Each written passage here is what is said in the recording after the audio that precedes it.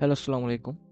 আজকে আমরা দেখব write a C++ program that uses reference variable as argument to swap values of a pair of integers using the concept of class and object। অর্থাৎ C++ প্রোগ্রামে class of object use করে কিভাবে দুটো দুটো value swap করা যায়।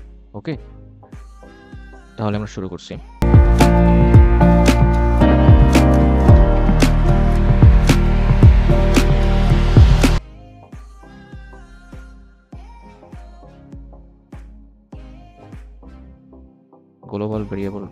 Global header ফাইলটা নিয়ে নেব।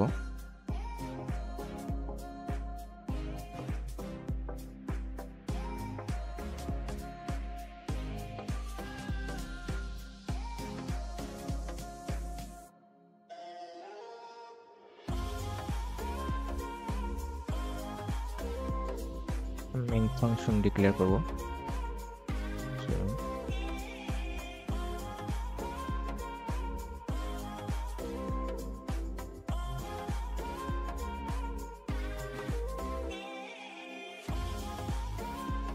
আগে মেইন ফাংশনের উপর আমরা একটা ক্লাস ডিক্লেয়ার করব সোয়াপ নামে একটা ক্লাস ডিক্লেয়ার করব।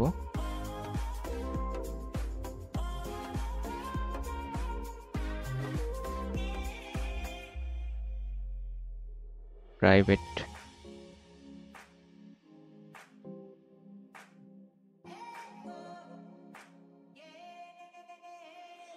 অ্যাক্সেস স্পেসিফায়ার, এর ভিতরে আমরা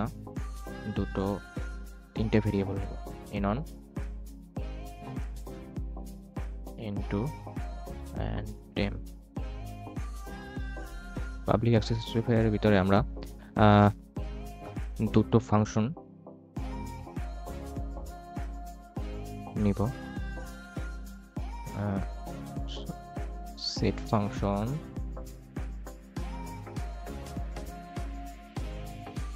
নামে একটা ফাংশন নিয়ে নিলাম। এখানে cout দিয়ে লিখব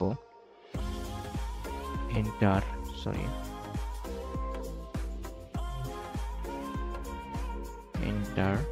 first number,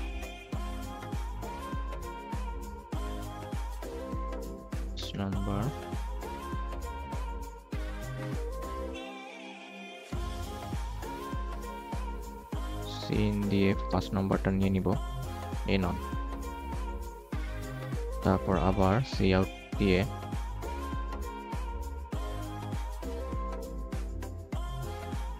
enter second number,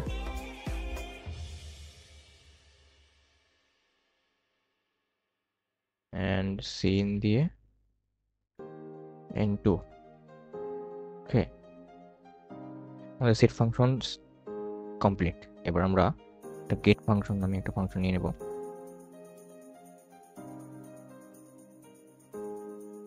এর ভিতরে গেট ফাংশনের ভিতরে আমরা নাম্বারটা সোয়াপ করব, কিন্তু তার আগে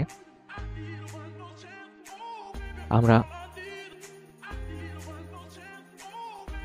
যে দুইটা নাম্বার নিয়েছি ওই দুইটা ফাংশন ওই দুইটা নাম্বার আগে আমরা প্রিন্ট করে দেখব বিফোর সোয়াপের আগে ওই দুইটা নাম্বার প্রিন্ট করব, যাতে করে আমাদের বুঝতে সুবিধা হয়।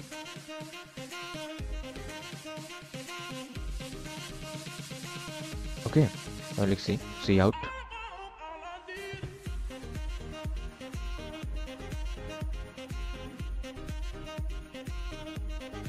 before swapping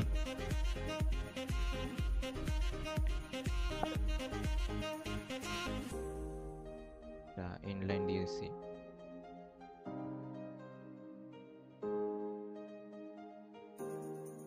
আবার একটা cout দিয়ে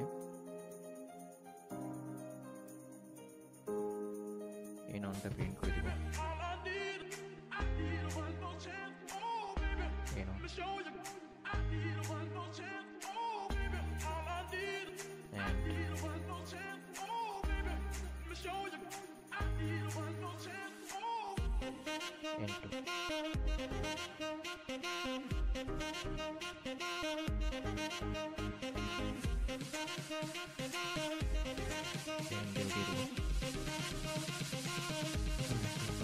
এবারে আমরা নাম্বারটা সলভ করব, নাম্বার দুটো সলভ করব। প্রথমে টেম্পের ভিতরে আমরা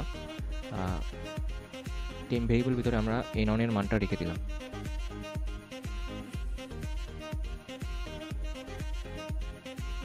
এরপর n1 এর ভিতরে আমরা n2 এর মানটা রেখে দিলাম এবং n2 এর ভিতরে টেম্পের মানটা রেখে দিলাম। অর্থাৎ আমি যদি সহজ ভাষায় বলি, আমরা টেম্প n1 এবং n2 কে তিনটে পাত্রর সাথে কল্পনা করতে পারি। যদি আমরা আমাদের n1 এবং n2 তে দুটো মান দেওয়া আছে, অর্থাৎ পাত্রতে একটি সংখ্যাই রাখা যাবে। n1 এ একটি সংখ্যা আমরা নিয়েছি এবং n2 তে একটি সংখ্যা আমরা নিয়েছি।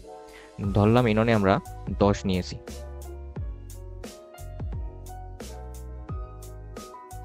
সাপোজ n1 এ আমরা 10 নিয়েছি। ওকে, তো এখানে আমরা কি করলাম, টেম্প পাত্রটা খালি আছে এবং টেম্পের ভিতরেও একটি সংখ্যায় রাখা যাবে। তো আমরা কি করলাম, n1 থেকে 10কে আমরা টেম্পের ভিতরে রাখলাম। এতে কি হয়ে গেল, টেম্প ইকুয়াল টু এইখানে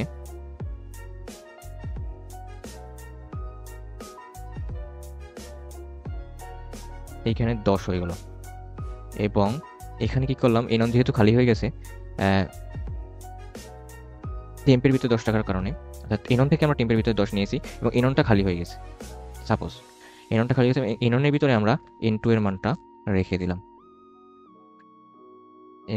n1 এর ভিতরে n2 এর মানটা রাখার কারণে আমাদের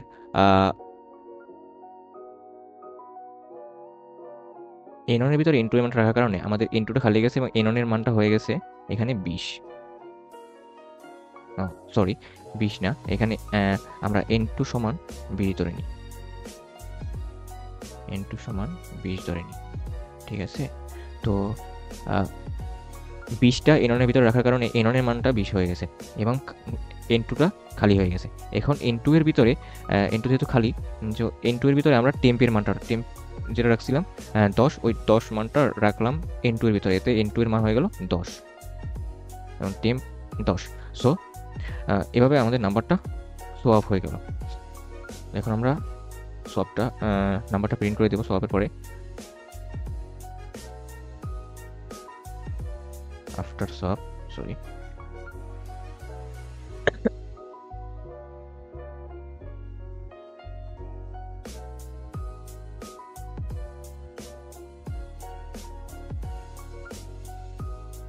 দিয়ে দিলাম সিআউট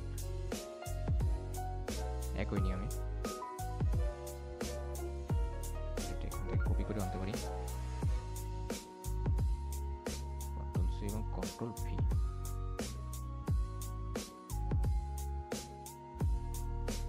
সেম। তো এবার আমরা মেইন ফাংশন থেকে আমাদের যে কাজটা হলো, মেইন ফাংশনের আমাদের কাজ হলো আমরা ফাংশনটা কল করব। কীভাবে কল করব, সোয়াপ দিয়ে কল করব, ফাংশন না সরি ক্লাসটা কল করব। ক্লাসের নাম দিয়ে ক্লাসটা কল করলাম এবং একটি অবজেক্ট ডিক্লেয়ার করে নিলাম ওবিজে নামে। ওকে, এরপর আমরা অবজেক্টটাকে গেট ফাংশনের মাধ্যমে এর ভিতরে গেট কল করে এর ভিতরে ইনপুট নিয়ে নিলাম, sorry get set function, sorry set করে নিলাম এবং অবজেক্ট ডট গেট দিয়ে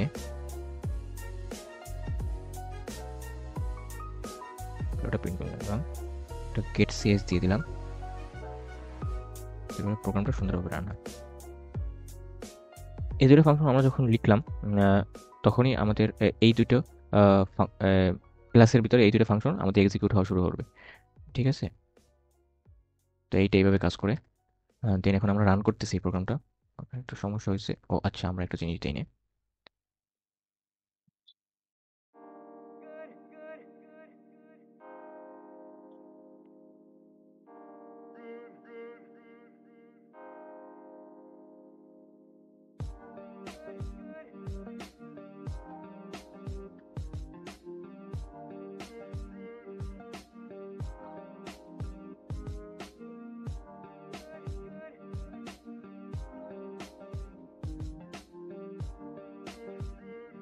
সমস্যা হয়েছে আমাদের।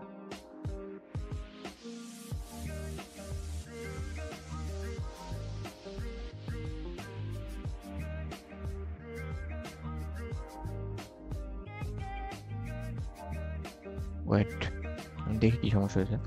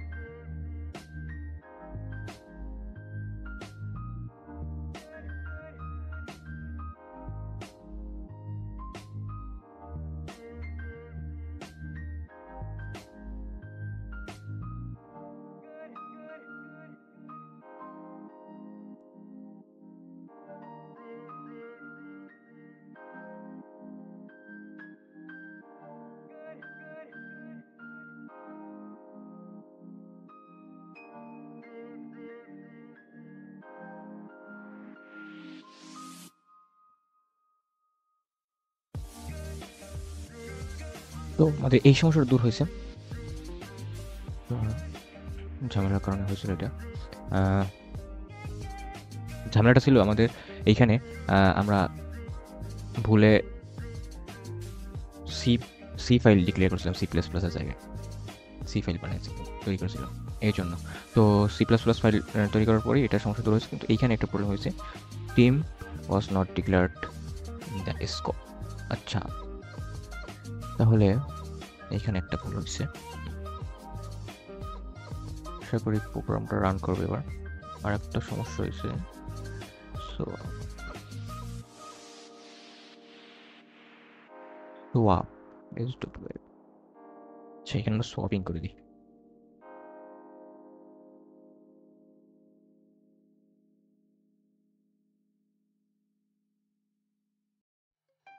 দেখি কিছু হয় কিনা।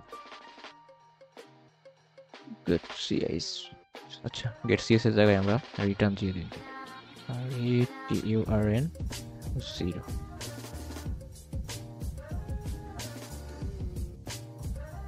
আমরা ফার্স্ট নাম্বার ডিক্লেয়ার করতেছি 9, সেকেন্ড নাম্বার 99। তো বিফোর সোয়াপিং আমাদের এখানে আছে n1 = 9 এবং n2 = 99, এবং আফটার সোয়াপিং n1 = 99 এবং n2 = 9। তো আপনারা দেখতে পাচ্ছেন সুন্দরভাবে আমাদের সোয়াপিংটা হয়ে গেছে। বাট এইখানে আমরা যদি একটু সুন্দরভাবে প্রেজেন্ট করি তাহলে আমাদের যা করতে হবে, এখানে একটা ইন্ডেল দিয়ে দিই।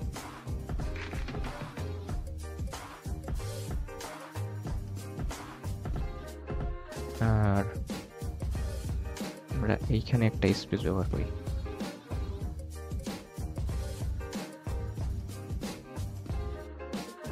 এইবার ফার্স্ট নাম্বার 3, সেকেন্ড নাম্বার 3, তো before swapping n1 3, n2 33, after swapping n1 33 এবং n2 3। তো দেখলেন কি সুন্দরভাবে আমাদের প্রোগ্রামটা সোয়াপ হয়ে গেছে। এবার যদি কোনো প্রশ্ন থাকে আপনাদের, আপনারা কমেন্ট করতে পারেন। Thank you.